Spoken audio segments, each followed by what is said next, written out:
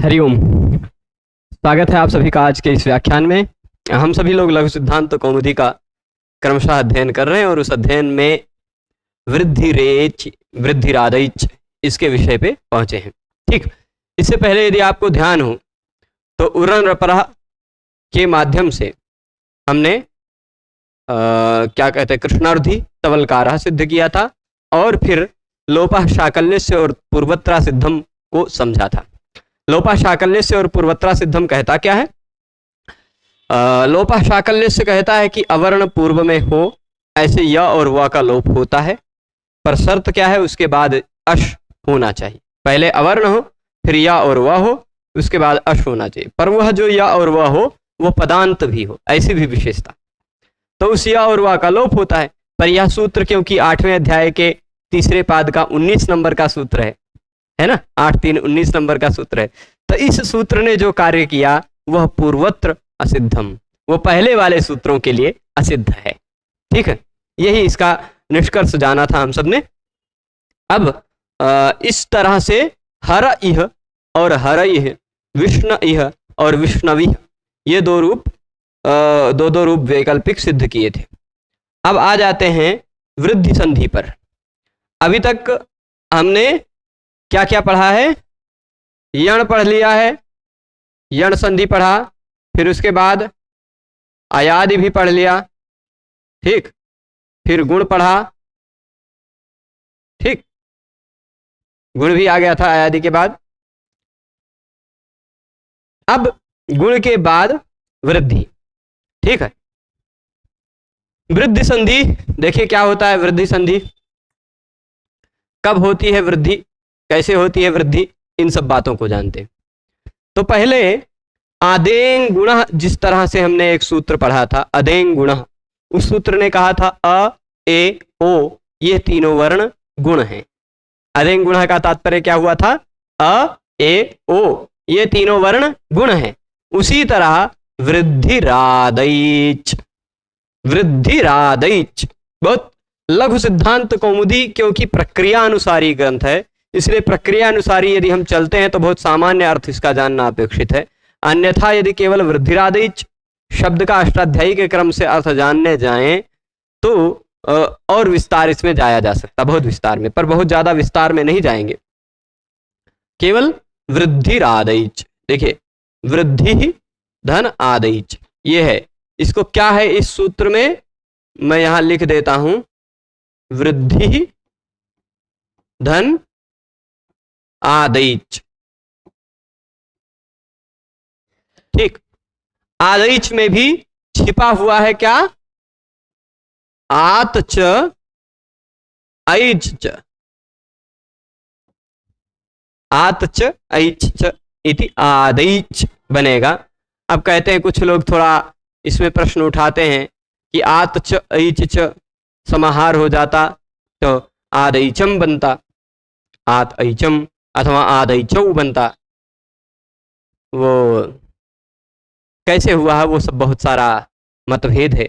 अथवा यदि आदैचम आदैचो नहीं बनाया वैसे होता, द्वंद्व एक और नियम लग जाता, द्वंद्वाच्चु दशांतात समाहारे। अगर समाहार द्वंद्व करते यहाँ पर आत च ऐच तयोः समाहारः, तो द्वंद्व समास हो, अंत में उसमें चवर्ग दिखाई पड़ता हो तो उससे समासांत प्रत्यय लग जाता, प्रत्यय का अ बचता और आदैच पूरा होता। ठीक है, तो वो सारी बातें रहने देते हैं। सामान्यतः आप इतना जाने कि आत मतलब क्या होगा? आत मतलब, ठीक है। अब यहां बड़ा आ दीर्घ आ कहीं ही दिया गया है तो इसी से हमें पता चल जाता है, यदि दीर्घ आ कहीं ही दिया है तो इससे हमें पता चल जाता है कि यहां भगवान पाणिनि जी का अभिप्राय केवल दीर्घ आ से ही है। यदि ह्रस्व और प्लुत का भी ग्रहण करना होता तो वह केवल ह्रस्व का ही ग्रहण करते, केवल ह्रस्व ही कहते, है ना। दीर्घ आ कह देने से ही स्पष्ट हमें पता चल जाता है कि वृद्धि मतलब दीर्घ आ ही होगा, ह्रस्व आ नहीं होगा, प्लुत आ भी नहीं होगा, है ना। अगर प्लुत का भी आप कहेंगे कि नहीं चलिए मान लीजिए दीर्घ से ह्रस्व का ग्रहण नहीं होगा, प्लुत का कर लेते हैं हम ग्रहण, प्लुत का भी नहीं होगा।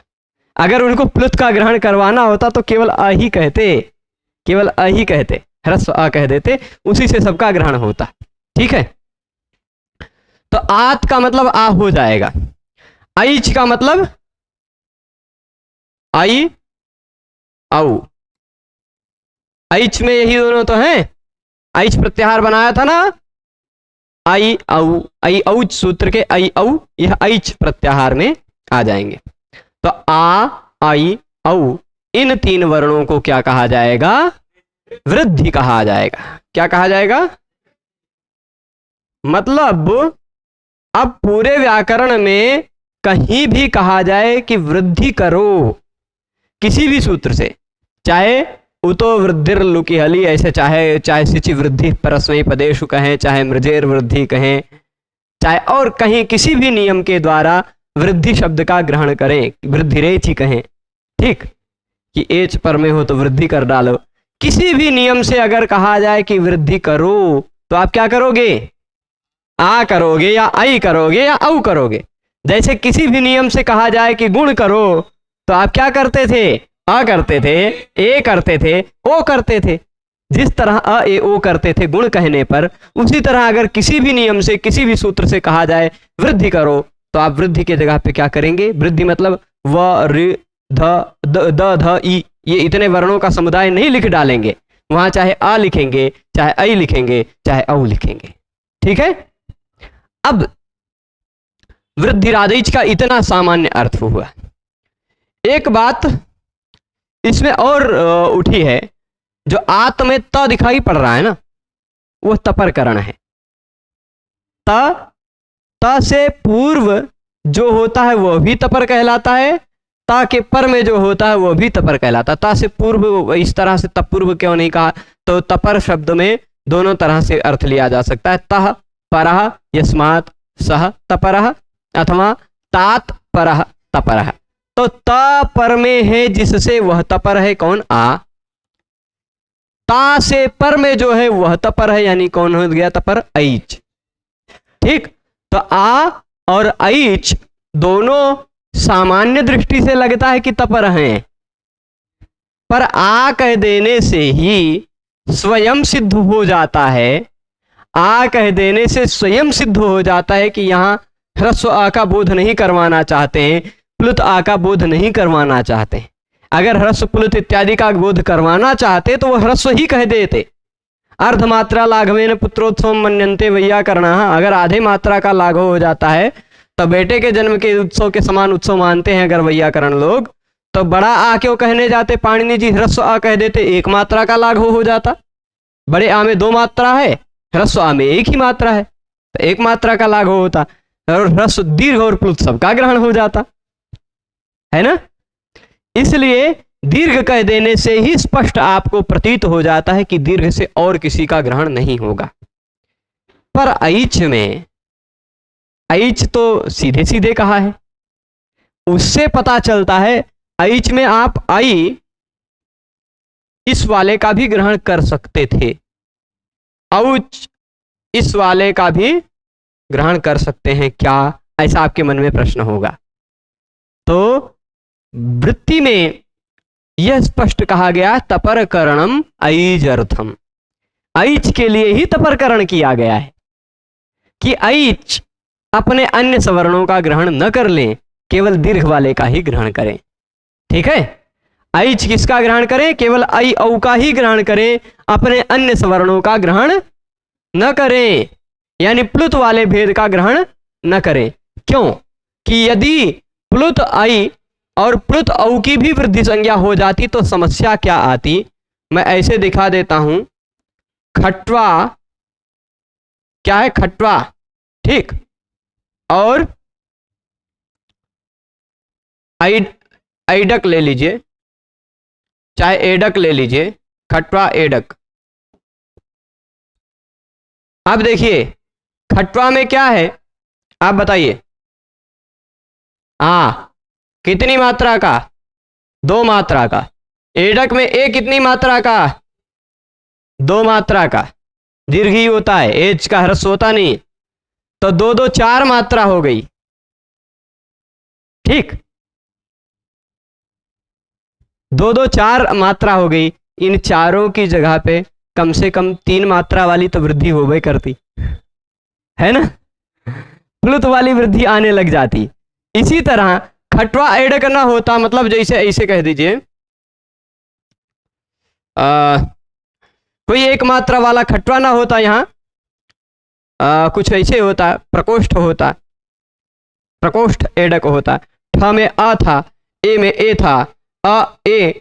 यहां आप देखिए किसी भी उदाहरण में अगर वृद्धि रेची से वृद्धि ही हो रही है तो पहले कोई स्वरवर्ण एक मात्रा का, बाद में कोई एच है यानी 2 मात्रा का, तो 3 की जगह पे प्लुतय वाला, 3 मात्रा वाले की जगह पे प्लुत वाला ही वृद्धि होकर आने लग जाता। इसलिए तपरकरणम ऐजर्थम, ऐच के लिए ही तपरकरण किया गया है, आ के लिए नहीं। इससे पता चलता है कि आई औ प्लुत वाले की वृद्धि संज्ञा नहीं होगी, केवल दीर्घ आ, दीर्घ आई, दीर्घ औ, इनकी इन तीनों की वृद्धि संज्ञा होती है। इन तीनों को वृद्धि कहा जाता है, प्लुत वाले को नहीं। ठीक है, स्पष्ट है। वृद्धिरादैच में आत में जो त लगा गया है उसका यही फल है कि आई औ, ये जो 3 मात्रा वाले हैं उनकी वृद्धि संज्ञा न हो पाए, केवल दीर्घ वाले की ही वृद्धि संज्ञा। ठीक है, तो निष्कर्षतः आप यहां देखिएगा आदैच में फिर कुछ बातें और भी हैं। संज्ञा वृद्धि संज्ञा कही गई, ये अष्टाध्यायी का व्याकरण का पहला सूत्र है ना, 1-1-1। यहां वृद्धि शब्द मंगल के लिए है, मंगलवाची शब्द है, मंगलाचरण कहा गया। ठीक, कि जो पढ़े उनकी वृद्धि हो, ठीक, उन सबकी वृद्धि हो, बुद्धि की वृद्धि हो या वृद्धि को प्राप्त हो शनै शनै, इस भाव से यहां वृद्धि शब्द कहा गया है। और पूरे व्याकरण में आप ध्यान देंगे तो कहीं भी संज्ञा का सूत्र क्या मिला है, तुल्यास्य प्रयत्नम। संज्ञा कौन सी है, सवर्णम बाद में कही गई है, हलोनंतरा संयोगा बाद में कहा गया है, सुप्तिंगंतम पदम पद बाद में कहा गया है ना, अदेंग गुणा बाद में। जो संज्ञा शब्द होता वो बाद में है, संज्ञी पहले है। जिसकी संज्ञा होती है उसकी पहले वो शब्द पहले रहते हैं, संज्ञा बाद में रहता है। पर वृद्धि आदैच में वृद्धि पहले है, आदैच बाद में। ये वृद्धि शब्द को पहले करने का भी प्रयोजन कुछ लोग ऐसे लेते हैं व्यंग्य से कि भाई यद्यपि व्यंजना शक्ति को व्याकरण में नहीं मानते हैं पर फिर भी ऐसा माना जा सकता है, वृद्धि शब्द को पहले प्रयोग करने के कारण ऐसा मान लेते हैं हम सब। क्या मानते हैं कि भाई यहाँ कुछ मंगलाचरण के लिए इन्होंने प्रयोग किया होगा, मंगल के लिए प्रयोग किया है वृद्धि को पहले। और भी एक संज्ञा है, पूरे व्याकरण में केवल 2 संज्ञाएं ऐसी हैं जिनमें संज्ञा को पहले कहा गया, संज्ञी को बाद में कहा गया। एक और संज्ञा है अपृक्त एकाल प्रत्यय, वहां अपृक्त को पहले कहा गया। बाकी सभी जगहों पर सभी संज्ञाओं में संज्ञाएं बाद में है। ठीक है, स्पष्ट है। तो इतनी कुछ बातें बता दी, और है बहुत सारी बातें इसमें भाई। कुत्वम कस्मान न भवति भसंज्ञात्वाद, भसंज्ञा कैसे होगी, ये सारी बातें भाष्य में कही गई हैं कि भाई वृद्धिरादैच में जैसे वाच शब्द है, वाच शब्द का आप वाक वाचो वाचा बना लेते हैं, है ना, वाक बन जाता है प्रथमा एकवचन में। तब वृद्धिरादैच कैसे रह गया, वृद्धिरादैक क्यों नहीं हुआ? शब्द तो वाच रहता है, बन जाता है वाक। चोह कुह पद का अंतिम वर्ण यदि च वर्ग हो तो उसके स्थान पे क वर्ग हो जाता है, ऐसा नियम है। झल तुरंत बाद में हो या उसमें क्या कहते हैं, झल तुरंत बाद में हो या फिर पदांत हो तो च वर्ग को क वर्ग हो जाता, तो वृद्धिरादैक सूत्र हो जाना चाहिए। वृद्धिरादैच क्यों रह गया? तो कहते भसंज्ञात्वात्, भसंज्ञा हो जाएगी इसलिए। अब भसंज्ञा होने के कारण जिसकी भी भसंज्ञा होती उसकी पद संज्ञा नहीं हो पाती, तो पद संज्ञा नहीं हो पाती इसलिए वृद्धिरादैच की पद संज्ञा नहीं है। पद संज्ञा नहीं है तो पद का अंतिम वर्ण च है, च वर्ग है ही नहीं, तो क वर्ग कैसे होगा? तो कहेंगे कैसे वृद्धि, कैसे आप भसंज्ञा कर लेंगे? भसंज्ञा किस सूत्र से करेंगे? भसंज्ञा तो यचिभम सूत्र से होता है या तसोमत्वर्थे से होता है, यची भम तुरंत बाद में ना तो यह है ना तो अच है, तो भ संज्ञा कैसे करोगे आप? तो वो कहेंगे यकार आदि अजादि प्रत्यय होना चाहिए, है नहीं ऐसा कुछ, तो भ संज्ञा यहाँ अयस्मयादीनि छंदसी सूत्र से कह देंगे। अयस्मयादीनि छंदसी सूत्र है, आप यची भम के बाद तसो मत्वर्थे, उसके बाद अयस्मयादीनि छंदसी सूत्र दिखाई पड़ जाएगा। 1 4 20, 1 4 20 देख लीजिएगा, ठीक है। कभी कभी गिनना पड़ जाता है 20 नंबर में, पहले अध्याय में चौथे नंबर पाद में 20 नंबर है अयस्मयादीनि छंदसी। उसमें देख लीजिए 18 नंबर सूत्र से भम की अनुवृत्ति आ रही है ना। तो यह कहता है कि अयस्मय इत्यादि शब्द छंद में, अयस्मयादि इत्यादि शब्द छंद में भ संज्ञा होती है अयस्मय इत्यादि शब्दों की। तो अयस्मय इत्यादि शब्दों में क्या वृद्धिरादेय शब्द है? क्या कह देंगे? हाँ, वो आकृति गण है, इसलिए मान लेंगे कि हाँ वृद्धिरादेय शब्द है। अच्छा, अयस्मय इत्यादि शब्दों में वृद्धिरादेय है, यानी इसकी भ संज्ञा हो गई। पर आप कहो कि छंदसी वेद में होता है ना, ये तो वेद थोड़े ना, ये तो लोक है, छंद मतलब वेद। तो कहते हैं छंदोवत् सूत्राणि भवन्ति, सूत्र जो है वो वेद वाक्य की तरह होते हैं, उसमें जो वेदों में नियम लग सकते हैं वो सारे नियम वेद छंदों में सूत्रों में भी लग सकते हैं। छंदोवत् सूत्राणि भवन्ति, ठीक है, ऐसी कुछ बातें हैं। फिर अब आप कहेंगे यहाँ तो आप मनमर्जी चलाते हो। आप जब संहिता पाठ करते हो ना, संहिता पाठ मतलब सबको जोड़ करके, पहले भगवान पाणिनि जी ने जब लिखा होगा अष्टाध्यायी को, तो ऐसे नंबरिंग डाल के नहीं लिखा था 1 1 1 वृद्धिरादेश 1 1 2 अदेंग गुणा, ऐसा नहीं लिखा था। उतनी जगह नहीं होती थी, कागज उतना बड़ा बड़ा नहीं होता था, सटा सटा के लिखना पड़ता था उनको, एक को अक्षर जोड़े बिना। देखिए ऐसे लिखा था उन्होंने अष्टाध्यायी, इसीलिए सूत्रवा नहीं गिन पाते हैं कुछ लोग। वृद्धिरादै जदें गुण इको सटा सटा, एक भी स्पेस भी नहीं, इको गुण वृद्धि, ठीक। ये जो समझ पाए वही न धातु लोप अर्ध धातु, अब वो बाद में नंबरिंग डाली गई है, इसलिए कभी कुछ लोग 2 सूत्र को 1 समझ लेते हैं या 1 को 2 समझ लेते हैं, इसीलिए संख्या में कभी 3978, 3981, 3987, 3996, 3992 अलग अलग संख्याएं बताते हैं, है ना। पर प्रामाणिक उपलब्ध साक्ष्यों के आधार पर 3996 हम सब मानते हैं, 4000 में 4 कम। तो अब कहे कि भाई वृद्धिरादै जदें गुण, आप संहिता पाठ करते हैं अगर इसको जोड़ करके, तो वृद्धिरादै जदें गुण एको गुण वृद्धि न धातु लोप अर्ध धातु के नीति चदिधि वेवी टाम अले से पढ़ते हो ना, तो वृद्धिरादै जदें गुण, च को ज कर देते हो, च को ज कर देते हो, पद संज्ञा होने के कारण झलाम जसोनते से आप ज कर देते हो। मन मर्जी करती तो आप पद संज्ञा करते हो, मन मर्जी करती तो पद संज्ञा नहीं करते हो, है ना। तो मतलब ये है कि यहाँ ये पूरा छंद है, वैदिक साहित्य की तरह इसको ट्रीट करना है कि यहाँ सभी लौकिक नियम लगे, ऐसी कोई बात नहीं होती है, ठीक है। तो निष्कर्ष केवल संक्षिप्त जितनी बातें मैंने कुछ बताई, क्योंकि इसमें कुछ बहुत गंभीर लोग भी अध्ययन करते हैं, तो उन कुछ गंभीर लोगों को कुछ बातें अतिरिक्त पता चलनी चाहिए, इसलिए थोड़ा सा सार रूप में मैंने संकेत कर दिया। और कुछ सबको सामान्य लोग भी हैं तो सबको समझ में आए, इसलिए बहुत ज़्यादा विस्तार में उसमें नहीं जाएंगे, ठीक है। तो आत ऐच च वृद्धि संज्ञस्यात्, आत ऐच च यहाँ दिखाई पड़ रहा, आत मतलब बड़ा आ, ऐच च, ऐच मतलब ऐ औ, भी, च मतलब भी, आ नहीं, च का मतलब और, आत मतलब आ और ऐ औ की वृद्धि संज्ञा होती है, ठीक। आ और ऐ औ की वृद्धि संज्ञा होती है। ऐच का मतलब क्या होगा? ऐ औ, है ना, ऐच का मतलब वही होगा, स्पष्ट है। तो पूरे व्याकरण में अगर कहीं भी कहा जाए कि वृद्धि करो तो आप क्या करोगे? ठीक है, आप कुछ गड़बड़ मत करने लगना, आ ऐ औ ही करना, ठीक है। जब कहा जाए कि वृद्धि करो तो आप क्या करना? आ ऐ औ, ठीक है। अब इधर देखिएगा, अगला सूत्र है अभी अभी आपको ध्यान दिलाया हमने कि कभी कहा जाए कि वृद्धि करो तो आप क्या करोगे, याद रखिएगा। अभी तुरंत फिर वह करने जा रहे हैं, वृद्धि रेचि, वृद्धि रेचि। निकाल लीजिए इसको, अष्टाध्यायी में भी एक बार कंफर्म कर लीजिए। ये अदेंग गुणा के तुरंत बाद सूत्र है, ठीक है, अदेंग गुणा के तुरंत बाद सूत्र है ना, अदेंग गुणा नहीं आद गुणा।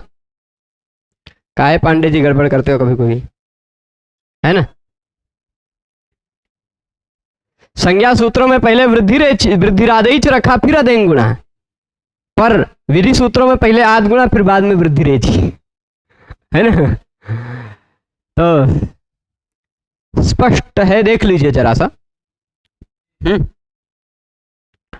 तो अब देखिएगा, यहां जरा सा ध्यान दीजिए। आद गुणा से आद की अनुवृत्ति आएगी कि नहीं, आएगी ना। इसी के तुरंत पहले का सूत्र है आद गुणा, तो आद एचि, ठीक, केवल इतना है। यहां पर आप 84 नंबर वाले सूत्र का विषय भी ध्यान रखिएगा। पूरा कौन कौन सा विषय चल रहा है, कौन कौन सा प्रसंग चल रहा है, वो भी मैं लिख देता हूं, आप सबकी सहूलियत के लिए लिख दे रहा हूं, आसानी के लिए। यहां प्रसंग किसका चल रहा है, वृद्धिरेचि में आद गुणा से आद शब्द का प्रसंग चल रहा है कि नहीं, वो 87 नंबर सूत्र में था, है ना। और एक पूर्व प्रयोग चल रहा है कि नहीं, 84 नंबर, एक पूर्व प्रयोग। और एक और विषय चल रहा है संहितायाम, चल रहा है ना।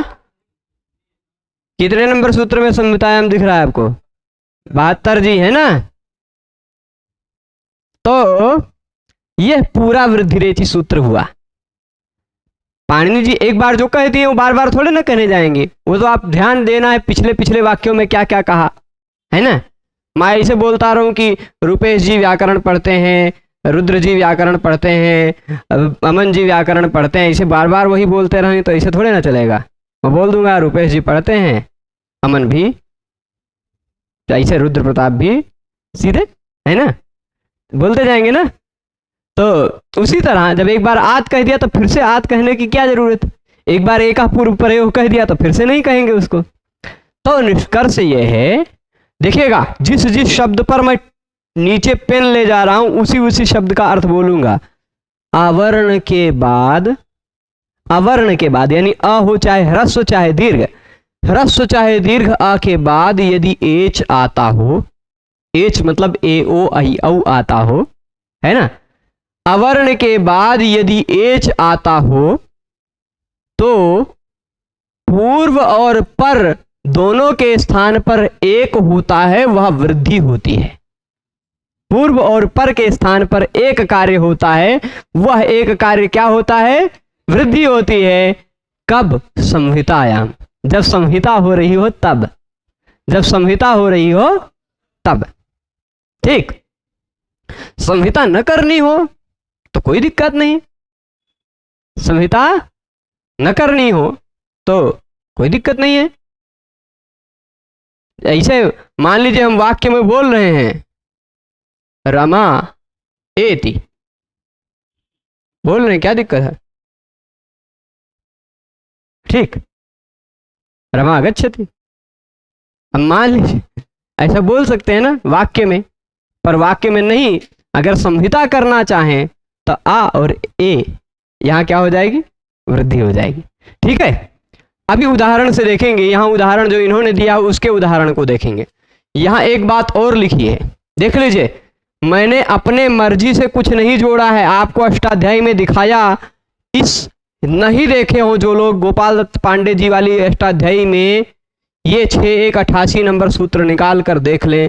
पेज नंबर कितने पे है, 6188 67, 67 नंबर के पेज पर है। उसी से ऊपर सूत्र आपको दिखाई पड़ जाएगा आद गुणा, वहां से आप आद शब्द को ले लीजिए, ठीक। उसी से 2 सूत्र ऊपर 84 नंबर सूत्र में आपको दिखाई पड़ जाएगा, एक का पूर्व पर है, वो पूरे सूत्र को ले लीजिए। और उसी से ऊपर 72 नंबर सूत्र में आपको संहितायाम दिख जाएगा, वो संहितायाम ले लीजिए। ठीक, स्पष्ट है ना? तीनों सूत्रों में जरा नंबर ध्यान दीजिएगा।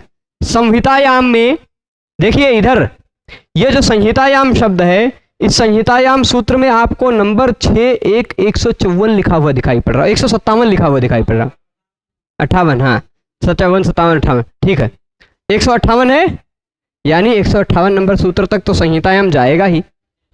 ठीक, आपको एक पूर्व प्रयोग में 6-1-111 है, 119 नहीं, ठीक, 6-1-111 लिखाई पड़ रहा होगा, तो यानी 111 नंबर सूत्र तक तो ये जाएगा ही, यानी 88 नंबर सूत्र में तो आएगा ही।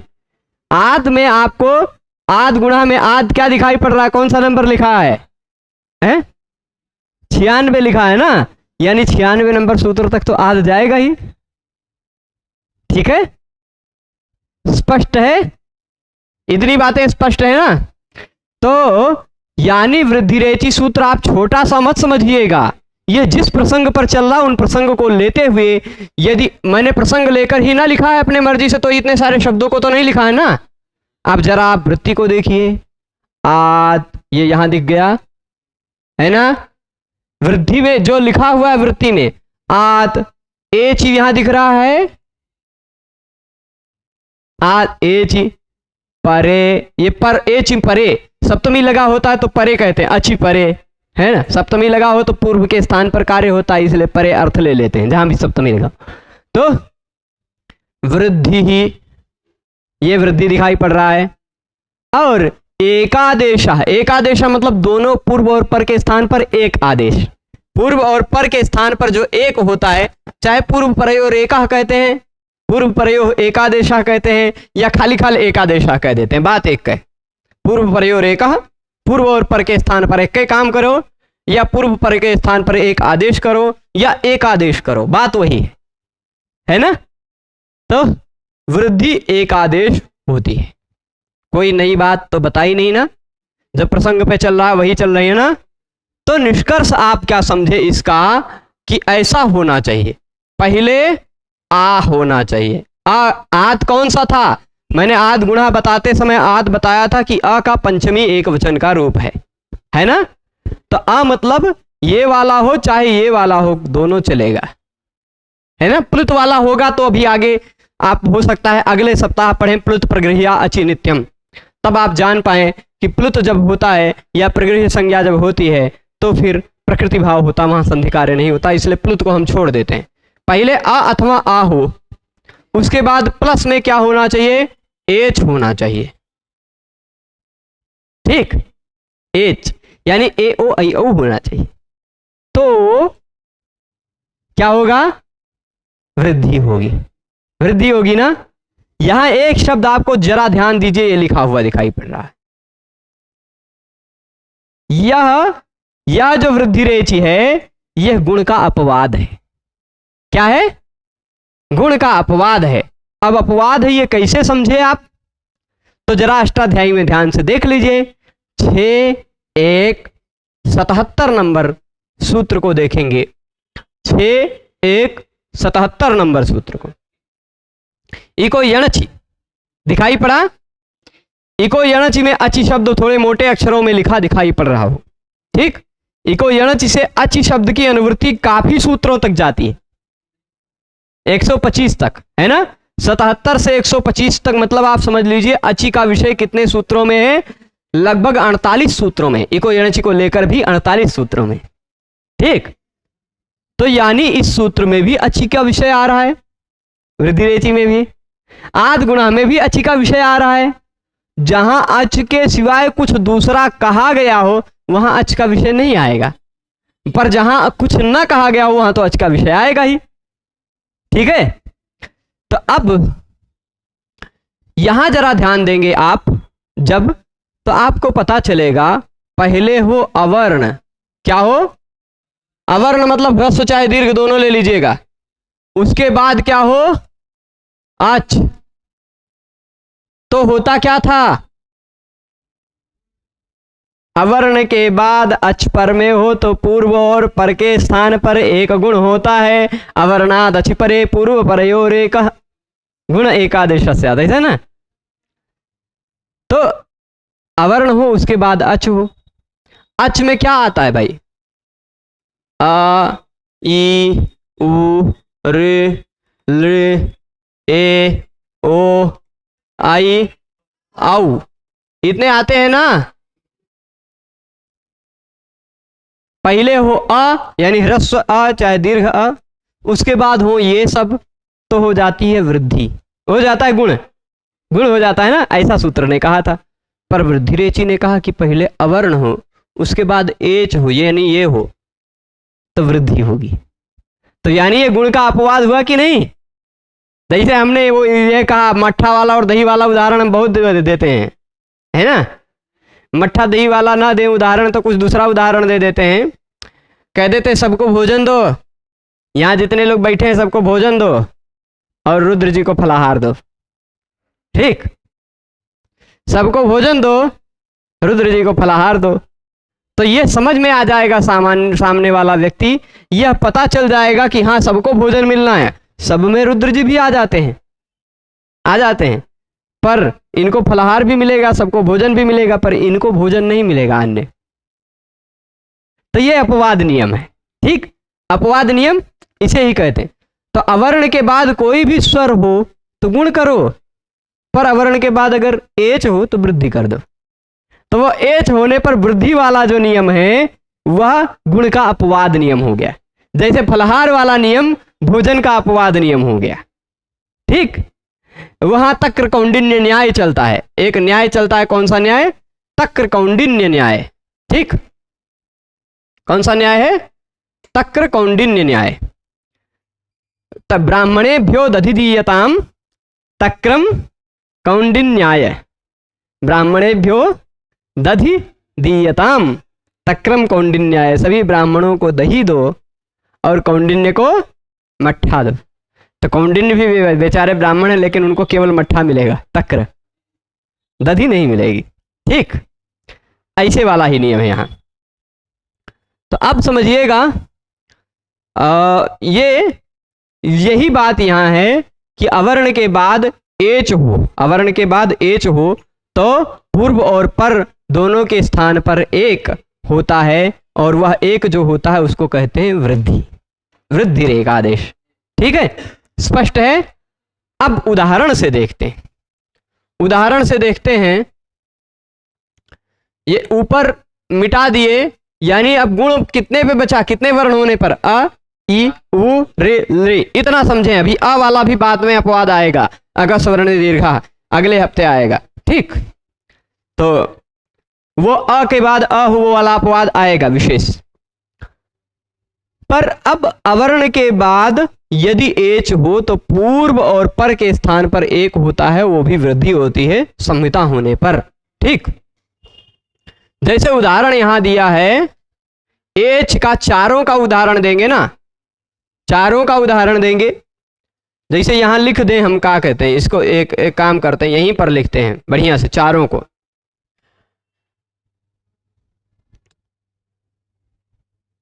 चार उदाहरण जो दिए हैं, इन चारों उदाहरणों को एक साथ लेके चलते हैं, लेके चले ना, जिससे थोड़ा जल्दी हो जाएगा।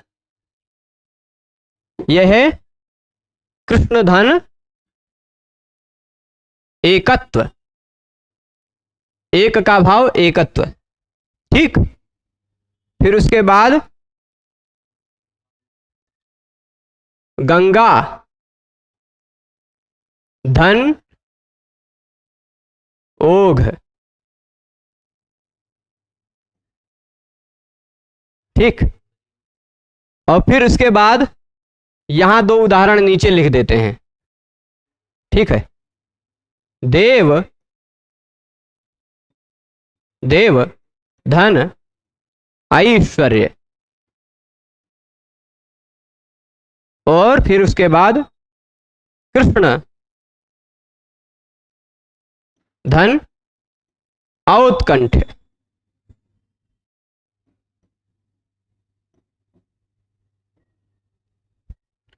अब जरा सा हम आपको वृद्धि रेचि नियम के बारे में थोड़ा सा हल्का सा याद कराते हैं, अलग कलर से लिखेंगे। पहले होना चाहिए क्या, अवर्ण, दिख रहा है। उसके बाद होना क्या चाहिए, एच। हम सभी जगह प्लस के पहले और प्लस के बाद वाले को कलर कर देते हैं। पहले होना चाहिए अवर्ण, उसके बाद होना चाहिए एच। यहां भी अवर्ण दिखाई पड़ रहा है आपको। एच मतलब ए ओ आई औ में से चारों में से कोई है, यहां ओ है, दिख रहा है। यहां अवर्ण क्या है, देव का आ, और ऐच का यहां आए, दिखा। यहां अवर्ण कृष्ण का आ, और यहां औत्कंठ का औ। ठीक, तो आपको ये चारों उदाहरणों में समान बात थोड़ा सा ध्यान देंगे तो आपको पता चलेगा कि प्लस के पहले जो होना चाहिए आ, वह चाहे ह्रस्व हो चाहे दीर्घ हो, दोनों चलेगा। जैसे गंगा में आपको दीर्घ आ दिखाई पड़ा है, बाकी 3 जगह ह्रस्व आ दिखाई पड़ा है। ठीक, तो ह्रस्व भी होगा तो भी वृद्धि होगी, दीर्घ होगा तो भी वृद्धि होगी। क्यों, अनुदित सवर्णस्य चा प्रत्यय। अण जो है अगर अविधीयमान है तो वह अपने सवर्ण का ग्रहण करता है। ठीक, आत एच वृद्धि, आत मतलब आ के बाद एच यानी ए ओ आई हो औ हो तो वृद्धि होती है। विधीयमान क्या है, वृद्धि, वृद्धि का विधान किया जा रहा है ना, तो विधीयमान वृद्धि है। आ और ए ओ आई औ तो कोई विधान नहीं हो रहा है ना उसका, तो वह अविधीयमान है, इसलिए वह अपने सवर्णों का ग्रहण करेगा। आ दीर्घ का भी ग्रहण करेगा, एच अपने सवर्णों का भी ग्रहण। एच जो है ना, यह प्लुत वाला भी बाद में होता तो भी वृद्धि होती। ठीक, पहले प्लुत वाला होता तो नहीं होती, वह कुछ का विशेष नियम है, पर वो सवर्णों का ग्रहण करेगा। ठीक, तो अब देखिएगा ओ ए ओ आई औ हो जाएगा। यहां देखिए क्या होगी वृद्धि, इन दोनों के स्थान पर एक है ना, इन दोनों के स्थान पर एक होना है। वृद्धि किसे कहते हैं, इन दोनों के स्थान पर कोई एक होना है, इन दोनों के स्थान पर कोई एक होना है। ठीक, पूर्व पर दोनों के स्थान पर होगा क्या, एक। पूर्व परयो एक, उसी अधिकार में चल रहा ना। 6-1-84 से 6-1-111 के बीच के जितने सूत्र हैं वो सूत्र उसी के अधिकार में। तो अब देखिए कृष्ण एकत्व, इसमें पूर्व और पर आ भी हट जाएगा और ए भी हट जाएगा। तो हम यहां लिख रहे हैं, देखिए कृष्ण आधा हो गया और फिर कत्व, जो हटा है उसको भी क्या आएगा वो भी बाद में निर्णय करते हैं, पर पहले जिसके स्थान पर होगा उसको हटा के लिख देते हैं। गंगा में से ग आधा ङ और ग आधा हो गया, आ निकल गया। ठीक, ओघा बचेगा क्या, घ। घ अभी विसर्ग नहीं लगाते हैं, कोई दिक्कत नहीं। ठीक, यहां देव में से आप देखेंगे तो आ निकल गया और ऐश्वर्य का ऐ निकल गया, बचा ऐश्वर्य। ठीक है, और इधर कृष्ण का आ निकला तो ना आधा हो गया, और फिर उसके बाद औत्कंठ का औ भी निकल गया, कंठ। ठीक है, अब आप बताइए इन दोनों के जगह पर वृद्धि होगी आ और ए के स्थान पर, तो होगा क्या। पहले प्रश्न उठता है कि वृद्धि है क्या, उठता है कि नहीं प्रश्न। तो वृद्धि है ये तीनों, आपको बताया गया है कि वृद्धि करना है इन दोनों के जगह पर। वह वृद्धि में से क्या आएगा, आ आई औ, इन्हीं तीनों में से कोई एक आएगा ना। अब आ कहां वृद्धि होकर आता है वो उसका प्रसंग आगे आएगा। ठीक, आ जहां री के स्थान पर वृद्धि होगी वहां आ आएगा।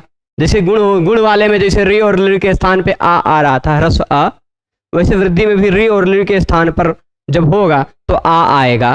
पर अगर ए ओ। देखिए आ में आ का कंठ, ए का कंठ तालु, इनमें से देखेंगे तो ये कंठ तालु है, ठीक। आ कंठ, ये कंठ तालु, तो कंठ और कंठ जुड़ गया भाई, तालु, कंठ तालु, है ना। यहां आप देखेंगे आपको इधर भी कंठ दिख रहा है, आ में भी, और इधर भी कंठ तालु, तो दो दो कंठ जोड़ के एक एक कंठ कर दीजिए, है ना, कंठ तालु। यानी अ और ऐ इन दोनों का उच्चारण स्थान कंठ तालु है ना। तो इसलिए इन दोनों के स्थान पर अगर कुछ आना है तो वह क्या आएगा, आप बताइए, ऐ आएगा, यही आएगा ना।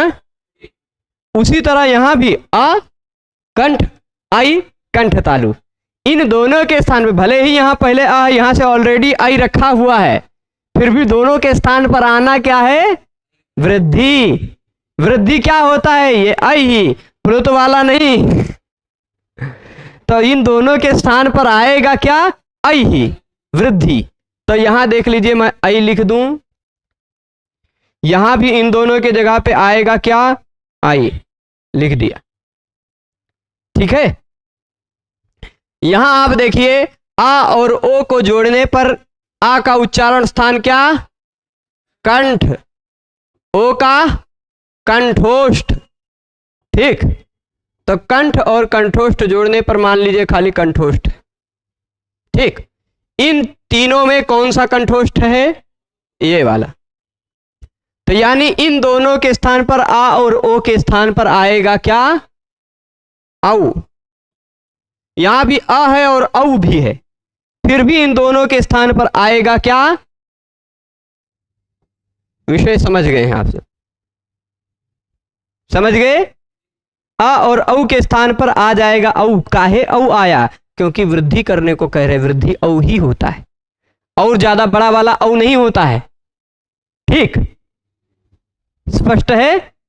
तब इसको जोड़ लीजिए जरा सा, ये देख लीजिए, जोड़ दें, ये क्रि ऐसे ही है, श ऐसे ही है, ण में आई जुड़ गया तो णई पूरा हो गया, और कत्व, कृष्णई कत्व, वही प्रथमा एक वचन में कृष्णई कत्वम, ठीक, सु लगेगा अम हो जाएगा, कृष्णई कत्वम, ठीक है।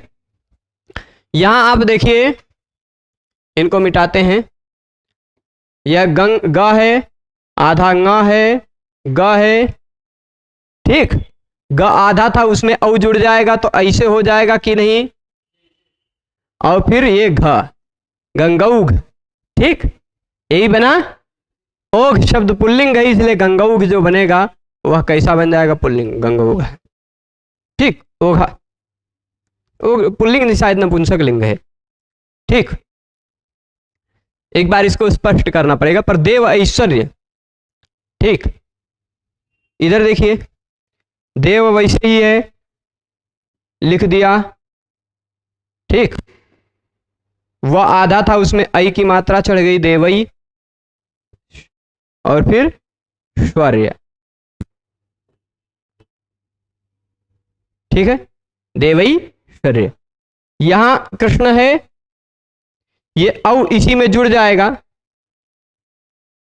ठीक, जुड़ जाएगा ना। जब इसी में जुड़ जाएगा तो हम तनी इसको इधर खींच लाते हैं, ठीक, और फिर इनको मिटा करके औ इसी में जोड़ दिया, कृष्णोत्कंठ, ठीक है, ऐसे बन जाएगा कृष्णोत्कंठ। यही चारों उदाहरण आपको यहां दिखाई पड़ रहे होंगे, दिख जाए, देख लीजिए। कृष्ण धन एकत्व, कृष्णैकत्व बन जाएगा, गंगा ओघा, गंगौघा बन जाएगा, देव ऐश्वर्य, देवैश्वर्य बन जाएगा, और कृष्ण उत्कंठ, कृष्ण उत्कंठ बन जाएगा। तो निष्कर्ष इतना ही है वृद्धि रेची का, कि पहले आपको अ दिखाई पड़े, कोई भी ह्रस्व चाहे दीर्घ, उसके बाद आपको ए ओ ऐ औ दिखाई पड़े, तो आप करेंगे क्या, पूर्व और पर दोनों के स्थान पर कर देंगे आप ए ओ ऐ, नहीं ऐच, आई औ इन तीनों में से कोई एक कर देंगे, वृद्धि कर देंगे। पूर्व और पर दोनों के स्थान पर क्या कर देंगे आप? वृद्धि। वृद्धि मतलब आ आई औ, वृद्धि रादैच। ठीक है, तो आ आई औ को वृद्धि कहा जाता है। अब होगा उसके स्थान पर तो क्या होगा? वृद्धि ही होगी। ठीक है, स्पष्ट है। अब आ जाते हैं वृद्धि संधि का ही एक और नियम है, एत्येधत्युत्सु। एत्येधत्युत्सु है, बहुत बड़ा नियम है। मैं सोच के तो आया था कि एत्येधत्युत्सु भी पूरा देखेंगे, इसके अंदर आने वाले 4-5 वार्तिकों को भी पूरा देखेंगे, लेकिन आज देखने जाएंगे तो लाइव होने के समय तक तो यही चलता रह जाएगा, है ना। पर देख लेते हैं, ये इतने में तो किसी को दिक्कत नहीं है ना, 2 सूत्र तो हमने समझ लिया ना बढ़िया से। तो अब एत्येधत्युत्सु को भी समझ ही लेते। देखिए, उसी के तुरंत बाद का सूत्र है 88 के बाद, यानी उससे विषय को जोड़ के रखिएगा। जो विषय उसमें चल रहा था वैसा ही विषय इसमें भी चलेगा। ठीक, ऐसे चलेगा वही विषय ना। एत्येधत्युत्सु, इसमें भी आत आएगा कि नहीं? आएगा ना। पहले अवर्ण होना चाहिए, फिर उसके बाद पूर्व और पर के स्थान पर एक होगा। ठीक, पूर्व एका पूर्व प्रयोग को मैं सीधे एकादेशा शॉर्टकट में लिख देता हूं। ठीक, क्या? एकादेश मतलब दोनों के स्थान पर एक। ठीक, और संहिता का विषय तो रहेगा ही संहितायाम। ठीक है, सामान्यतः यदि संहिता हो तो अवर्ण के बाद एति, एधति और ऊठ, एति, एधति, ऊठ, ये तीनों होने पर संहिता हो तो एति, एधति, ऊठ उसके तुरंत बाद, अवर्ण के तुरंत बाद हो तो पूर्व पर दोनों के स्थान पर वृद्धि हो जाएगी। ठीक है, अब समझेंगे भाई कब एति, कब एधति, कब ऊठ रहेगा। इसमें बहुत सारे प्रश्न आप सबके मन में उठेंगे, 1-2 प्रश्न नहीं, अलग अलग दृष्टिकोण से देखने पर 10 से 12 प्रश्न बनेंगे आप सबके मन में। पर इसको समझने के बाद निश्चित कहता हूं कि आपके मन में एक भी प्रश्न नहीं रहेगा, तो धैर्य से देखते जाएं।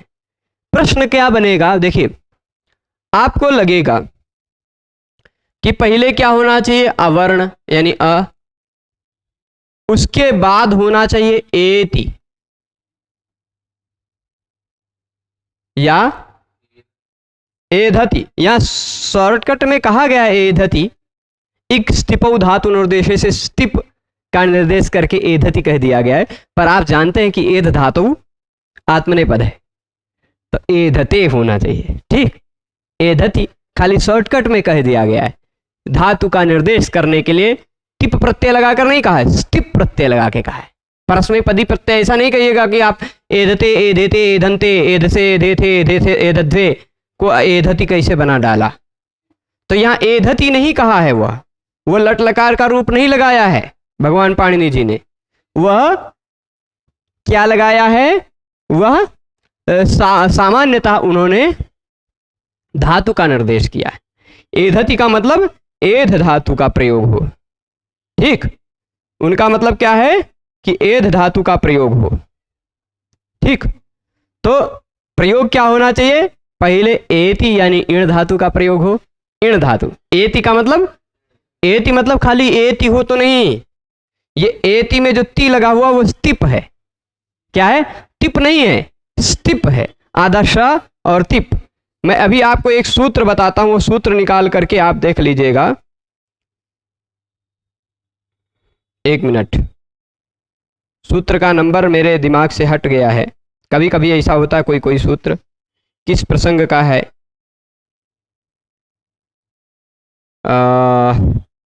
एक स्टिपौ धातु निर्देशे सूत्र है, एक स्टिपौ धातु निर्देशे, यानी धातु का निर्देश करते हैं जब भगवान पाणिनि जी, तो कुछ अलग ढंग से करते हैं। यानी धातु का निर्देश करने के लिए वो कभी कभी इक का प्रयोग कर देते हैं, कभी कभी ये सूत्र नहीं है, वार्तिक है। रोगाख्यायाम णुल बहुलम सूत्र के अंतर्गत मिल जाएगा। रोगाख्यायाम णुल बहुलम सूत्र के अंतर्गत आपको मिलेगा इक स्थिपौ धातु निर्देश है। वो सूत्र कहाँ मिलेगा आपको? अष्टाध्यायी में 3-3-108 पे, 3-3-108 पे एक सूत्र निकालिए, रोगाख्यायाम णुल बहुलम। उस सूत्र के अंतर्गत एक वार्तिक मिलेगा आपको ऐसा, इक स्थिपौ, ठीक है, इक स्थिपौ धातु निर्देश है, ठीक। दिखा? ये ऐसा कुछ वार्तिक दिखा होगा ना, रोगाख्यायाम णुल बहुलम के नीचे दिख गया सबको? मिला? किसको किसको नहीं मिला है अभी? मिल गया है? 30 नंबर पेज पे अष्टाध्यायी में देख लीजिए। 30 नंबर पेज पे आपको हमने जो सूत्र अभी बताया अष्टाध्यायी में 3-3-108, उसी के नीचे 108 नंबर सूत्र के नीचे 30 नंबर पेज पर 108 नंबर सूत्र के नीचे आपको इक स्थिपौ धातु निर्देश दूसरा वाला वार्तिक दिखाई पड़ रहा होगा। दिख रहा है? तीसरा है, हाँ ठीक है। तो अब देखिए, धातु का निर्देश करना हो, किसका निर्देश करना हो? इसमें कई वार्तिक हैं। एक वर्णात्कारः होगा, क्या होगा? वर्णात्कारः, रादिफः, है ना? प्रसंग आया तो बता देते हैं शॉर्ट में, ठीक। जैसे देख लीजिए, यहां आ जाते हैं हम जल्दी से। प्रसंग आ गया है तो देखते ही चलते हैं, छोड़े नहीं किसी को, है ना। कहीं भी अगर भगवान पाणिनि जी धातु का निर्देश कर रहे हैं तो कभी कभी धातु में ई जोड़कर निर्देश कर देते हैं, कभी कभी ऊ जोड़कर, कभी कभी रे जोड़ के, और कभी कभी स्टिप जोड़कर। क्या? धातु के बाद जैसे इण धातु है, ठीक, इसके बाद क्या जोड़ देंगे? स्टिप। ऐसा बिल्कुल मत सोचिएगा। धातु क्या है? एध। भले यह आत्मनेपदी में है, एधते एधेते एधंते बनेगा, पर भगवान पाणिनि जी यहां इसके बाद क्या जोड़ देंगे? स्टिप। स्टिप प्रत्यय सार्वधातुक है, इसलिए जब ती बचेगा जोड़ेंगे तो एधति, कर्तरी शब्द से शब्द भी आ जाएगा, सार्वधातुक प्रत्यय, इसलिए यहां भी ई और स्टिप है, ई को गुण हो जाएगा ए ती, ठीक। तो एति का मतलब आप क्या समझेंगे? इण धातु। एधति का मतलब आप क्या समझेंगे? एध धातु, ठीक है। इण धातु हो या एध धातु, पहले होना चाहिए अवर्ण, उसके बाद होना चाहिए इण धातु या एध धातु। धातु का निर्देश करने के लिए पाणिनि जी कभी इक का प्रयोग करते हैं, कभी कभी स्टिप का प्रयोग करते हैं। और वर्ण का निर्देश करने के लिए एक वार्तिक वहीं पर और आया होगा, वर्णात्कारः। किसी वर्ण का निर्देश करना हो तो कार का निर्देश कर देते हैं, जैसे अ कहना हो, अवर्ण कहना हो तो अकारः कह देते हैं, इवर्ण कहना हो तो इकार कह देंगे, उवर्ण कहना हो तो उकार कह देंगे, रिवर्ण कहना हो तो रिकार कह देंगे, कवर्ण कहना हो ककार कह देंगे, खवर्ण कहना हो खकार कह देंगे। वर्णात्कारः, ये इस वार्तिक का तात्पर्य समझ गए होंगे आप। प्रसंग बस आया है। एक और वार्तिक आया होगा, रादिफः, ठीक। सभी वर्णों से तो कार होगा, सभी वर्णों का निर्देश करने में कार होगा, पर रा का निर्देश करना हो तो इफ प्रत्यय लगेगा उससे, रादिफः, है ना। वहीं कहीं दिखा है वार्तिकों में? नहीं दिया है तो कोई दिक्कत नहीं, कोई दिक्कत नहीं, वहीं पे ऐसे उसी कहीं कहीं मिल जाता है। सिद्धांत कौमुदी में है, सिद्धांत कौमुदी में, लघु कौमुदी में नहीं है, चलेगा, कोई दिक्कत नहीं। रादिफः, र का निर्देश करना हो तो इफ का निर्देश कर देते हैं, र इफ रेफ कहते हैं।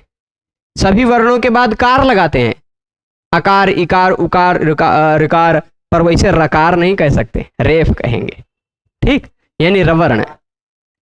तो अब चलिए, एति और एधति का बात आप समझ गए होंगे। एति मतलब इण धातु, ठीक, एति मतलब इण धातु, और एधति का मतलब एध धातु। पहले क्या होना चाहिए, यहां यही मैं लिख के बता देता हूं। पहले होना चाहिए अवर्ण, यानी ह्रस्व अ चाहे दीर्घ आ। उसके बाद होना चाहिए इण, इण धातु का कोई रूप, ठीक, या एध धातु का कोई रूप, ठीक, या ऊठ। अब ये ऊठ क्या है, ये बिहान नहीं, कल अच्छे से समझेंगे, ठीक है। तो इण धातु का कोई रूप होना चाहिए या एध धातु का कोई रूप होना चाहिए या ऊठ होना चाहिए। एत्येधत्यूट्सु। इण को कहा गया है, पाणिनि जी ने ई नहीं कहा, एति कहा, स्टिप लगाकर जोड़ के बोला। एध को सीधे एध खाली नहीं कहा, एधति कह दिया। एध धातु का निर्देश करना चाह रहे हैं, केवल एध धातु का कोई एक रूप हो ऐसा नहीं कहना चाह रहे, एध धातु का कोनो रूप हो काम चलेगा, ठीक। और ऊठ, ठीक। अब एक बताइए, यहां पर वृद्धि रेच से एच का भी विषय आएगा, एच का भी विषय आएगा ना, यानी ए ओ होना चाहिए।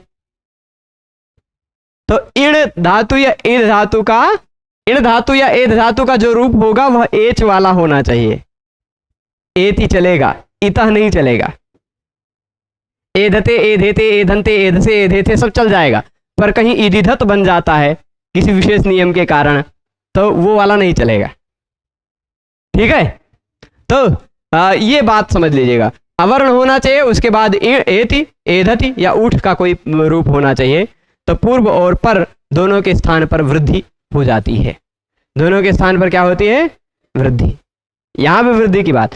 अब आपके मन में एक अगला प्रश्न उठेगा कि भाई यहां एधति काहे कह दिए भगवान पाणिनि जी, अवर्ण के बाद ए है, तो वृद्धि रेचि से ही काम चल रहा था, चल रहा था कि नहीं। यहां है अवर्ण, यहां है ए, आ के बाद ए ओ आई ओ हो, तो वृद्धि रेचि से काम चल जा रहा था, तो एध को अलग से काहे कहा, है कि नहीं, क्यों कहा, क्या जरूरत थी। मान लीजिए ऊठ है, अवर्ण है, उसके बाद ऊठ है, ऊ है, तो गुण हो जाता था, वहां वृद्धि करने के लिए ये अलग नियम बना डाला है ना। अगर एते धत्ती उठ सुना बनाते तो अवर्ण के बाद ऊठ होने पर गुण होने लगता, इसलिए अनिष्ट रूप बनता, इसलिए ऊठ के लिए मान लियो एते धत्ती उठ सूत्र बना डाले। इण के लिए भी मान लीजिए ई, इण का भी एजादी होना चाहिए, पर फिर भी ये नियम है। तो इण में एति वाला होता तो काम चल जाता, एते वृद्धि रेचि से ही काम चल जाता, क्यों अलग से कहा। तो उसका तात्पर्य यह है, एक आगे आप नियम पढ़ेंगे 2-3 दिन बाद, लघु सिद्धांत कौमुदी रखे हैं, तो आगे निकाल के देख लीजिए, एंगी पर रूपम, एंगी पर रूपम, ठीक है। वह कहता है पहले हो आ, ठीक, समझिएगा, पहले होना चाहिए उपसर्ग का अंतिम वर्ण आ, उसके बाद धातु का पहला वर्ण होना चाहिए एंग। धातु का कैसा भी एंग होगा तो नहीं चलेगा, धातु का एंग होना चाहिए, ठीक। और ये जो आ होगा वह उपसर्ग का आ होना चाहिए, ठीक। सभी प्रकार के आ होंगे तब तो भाई वृद्धि होगी, पर उपसर्ग वाला आ जाए और धातु वाला ए ओ आ जाए तब गुण ही हो, पर रूप हो जाएगा, वृद्धि नहीं होगी। तो पर रूप हो जाएगा, वृद्धि नहीं होगी। अब मान लीजिए यहां देख लीजिए, होता उप, उसके बाद होता एधते, तो पहले तो आद गुणा से गुण होने लगता यहां, पर उसका अपवाद लगता वृद्धि रेचि, कहता कि भाई गुण नहीं होगा, एच होगा तो वृद्धि होगी, है ना, वृद्धि रेचि लगने लग जाता है। पर वृद्धि रेचि को एंगी पर रूपम रोक लेता, एंगी पर रूपम रोक लेता कि नहीं, कहता कि पहले आ हो, उसके बाद पहले उपसर्ग का अंतिम वर्ण आ हो, उसके बाद धातु का पहला वर्ण एंग हो, तो पर रूप हो जाएगा। तो एंगी पर रूपम ने वृद्धि रेचि को रोक लिया था, वो वृद्धि होने ही नहीं दे रहा था, वह पर रूप करने जा रहा था, उसको रोकने के लिए एत्य धत्य उत्सु में एध का ग्रहण करना पड़ा। ठीक, तो यहां पहले क्या हुआ, पूरा स्टेप बाय, पहले आद गुणा ने गुण करना चाहा, उसको रोक के वृद्धि रेची ने कहा कि नहीं भाई यहाँ एच है इसलिए हम वृद्धि करेंगे, उसको भी रोक करके आया एंगी पर रूपम, कहा भाई ये उपसर्ग ये धातु है, आप सब जगह काम चलाओगे लेकिन उपसर्ग और धातु रहेगा तब हम काम चलाएंगे। एंगी पर रूपम वाले, उपसर्ग का अंतिम वर्ण अ हो, धातु का पहला वर्ण एंग हो, ए ओ, तो पर रूप होगा। तो एंगी पर रूपम जी पर रूप करने आ रहे थे, पर उसको भी रोका कि सब धातु होगा तो आप काम चला लेना, सभी उपसर्ग होगा तो आप काम चला लेना, लेकिन एति एधति ये इण धातु या एध धातु की बात होगी तो हमारा काम चलेगा, तो हम वृद्धि करेंगे। ठीक, तो जो वृद्धि रेची को एंगी पर रूपम ने रोका था, उसको भी एंगी पर रूपम को भी वृद्धि एत्य धत्य उत्सु ने रोक दिया। ठीक है, ये बात स्पष्ट है, इसलिए एत्य धत्य उत्सु में एध का फिर से ग्रहण करना पड़ा। ठीक है, तो अब फिर से हम आ जाते हैं यहां पर सूत्र में और वृत्ति में, जिससे इस बात को और स्पष्ट देख सकें। देखिए, पहले होना चाहिए अवर्ण, क्या कहा, पहले होना चाहिए अवर्ण, उसके बाद अवर्णात एच आद्यो हो, एज आद्यो हो, एज आद्यो हो मतलब एच धन आद्यो हो, एच आदि, एच आदि एज आदि बन जाएगा, जैसे अच आदि अजादि है ना, वैसे एच आदि एजादि। ठीक, झलान से सुनते लग जाएगा। तो एच आदि एति और एधति हो, अवर्ण के बाद क्या होना चाहिए, एज आदि एत या एधति हो, एत्ये धत्यो हो, एजाद्यो हो, एत्ये धत्यो हो, द्विवचन कहा गया है, एजाद्यो में भी द्विवचन कहा और एत्ये धत्यो में भी द्विवचन कहा, यानी एति और एधति यानी इण धातु और एध धातु जो हो उसका कोई रूप हो वह एजादि होना चाहिए। कैसा होना चाहिए, इण धातु का जो रूप हो उसका पहला अक्षर एच होना चाहिए, एधति यानी एध धातु का कोई रूप हो उसका पहला अक्षर एच होना चाहिए। ठीक, एच यानी ए ओ आई औ होना चाहिए। इण धातु का कोई रूप हो उसका भी पहला अक्षर एच हो, एध धातु का भी कोई रूप हो उसका भी पहला अक्षर एच हो, यानी ए ओ आई ओ हो, अथवा ऊठ हो। यहां रूठ, रूठने वाला रूठ नहीं दिखाई पड़ रहा, एत्य धत्यो हो धन ऊठी, एत्य धत्यो हो ऊठी, एत्य धत्यो रूठी।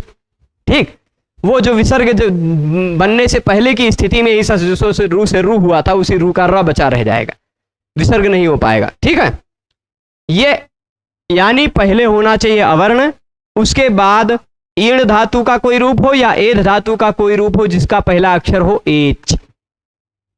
ठीक, अथवा हो ऊठ अवर्ण के बाद, तो वृद्धि एकादेश होती है। उपैति, उपैधते और पृष्ठौहा, इसके तीन उदाहरण हैं। उपैति उपधन एति, उपैधते उपधन एधते, और फिर पृष्ठधन ऊहा, पृष्ठधन ऊहा पृष्ठौहा। ये उप एति और उप एधते, ये दोनों यदि आप सब कहेंगे तो समझ लेते हैं, उप एति और उप एधते को समझ लेते हैं। पृष्ठौहा से आगे क्योंकि वहां ऊठ आपको समझाना पड़ेगा, ऊठ समझाने में थोड़ा लंबा रहेगा, है ना, वाह ऊठ कहना पड़ेगा तो साहब आप सभी लोग उठने लग जाएंगे, वाह ऊठ, है ना, वाह बहुत अच्छा सूत्र है वह। तो यहां देखिए है क्या, उप है धन एधते है, पहले एति लिखते हैं। ठीक, उप है एति है। आप जितने भी नियम पढ़े हैं ये कुछ लोगों को आ दिखाई पड़ रहा है, थोड़ा साफ छोटे मोबाइल में आ दिखाई पड़ेगा, इसलिए थोड़ा दूर दूर लिख दे रहे हैं, उप धन एति। जरा नियमों को ध्यान रखें, जो जो नियम आप पढ़ चुके हैं। एक नियम आपने आद गुणा पढ़ा, अवर्ण के बाद अच होना चाहिए तो गुण हो जाएगा। ठीक, उस नियम का अपवाद आया, वृद्धि रेची ने कहा कि नहीं भाई अवर्ण के बाद अगर एच दिखाई पड़ रहा हो, ए ओ आई ओ दिखाई पड़ रहा हो तो गुण नहीं होगा। यहां देखिए ए दिखाई पड़ रहा है इसलिए गुण नहीं होगा, यहां वृद्धि हो जाएगी, वृद्धि रेची ने कहा। तभी एंगी पर रूपम ने कहा कि अगर उपसर्ग का अंतिम अक्षर आ हो, उसके बाद धातु का पहला अक्षर ए हो। ठीक, क्या ए ओ, धातु का पहला अक्षर ए ओ हो, उपसर्ग का अंतिम अक्षर अ हो, तो इन दोनों में पूर्व और पर के स्थान पर रूप यानी बाद वाला खाली बचता है, ऐसा कहने लगा। ठीक, पर रूप करने लगा। तब तक एत्य धत्युत्सु आया, कहा कि अवर्ण के बाद एति या एधत या ऊठ, इण धातु या एध धातु का कोई एजादी रूप हो या ऊठ हो तो पर रूप ना हो करके यह वृद्धि हो जाती है। तो आ और ए इन दोनों के स्थान पर एत्य धत्युत्सु से वृद्धि होकर आई आ जाएगा, तो उपैति, उपैति ऐसा वाला बन जाएगा, बन जाएगा ना। अब यही उप के बाद एति ना होकर यदि यही एति ए होता ही धते होता तो एधति नहीं एधते, एध धातु आत्मनेपदी है, एधते एधतः, एधते एधेते एधन्ते, ठीक, एधेते होता या एधन्ते होता, ये तो शुरुआत में है ही। यहां भी वही सारे नियम लगते। आद गुणा कहता कि पहले गुण कर दो, पर उसको रोक करके वृद्धि रेची कहने लगता कि यहाँ एच है इसलिए वृद्धि कर दो, उसको रोक करके एंगी पर रूपम कहता कि ये उपसर्ग का अंतिम वर्ण है, ये धातु का पहला वर्ण ए है, तो इन दोनों के स्थान पर रूप होना चाहिए। पर एत्य धत्युत्सु ने कहा कि नहीं भाई, पर रूप जी आप सभी धातुओं में काम चला लेना, पर इण धातु या एध धातु का रूप होगा तो हम काम करेंगे। ठीक, एत्य धत्युत्सु खाली इण धातु और एध धातु के लिए बना है, तो ये एध धातु का रूप है इसलिए एत्य धत्युत्सु लग जाएगा। तो उप एध आ और ए के स्थान पर वृद्धि होकर क्या आ जाएगा, आई, तो बन जाएगा उपैधते, इस तरह बन जाएगा, बन जाएगा। अब पृष्ठौहा कैसे बनेगा, इन दोनों को भी थोड़ा सार में फिर से बताते हुए, और पृष्ठौहा को कल बताएंगे और इसके सारे वार्तिकों को पढ़ेंगे। इसके अंतर्गत कई वार्तिक है वृद्धि करने वाले, उन वार्तिकों को पढ़ते ही ये वृद्धि वाला विषय समाप्त हो जाएगा, कहाँ कहाँ वृद्धि होगी। ठीक है, तो एक संधि इनको कल पढ़ेंगे। सभी लोग पूरे व्याख्यान में जुड़े रहे, उसके लिए सभी को बहुत बहुत धन्यवाद। कल पुनः मिलते हैं वृद्धि संधि के कुछ और वार्तिकों के साथ। नमो नमः।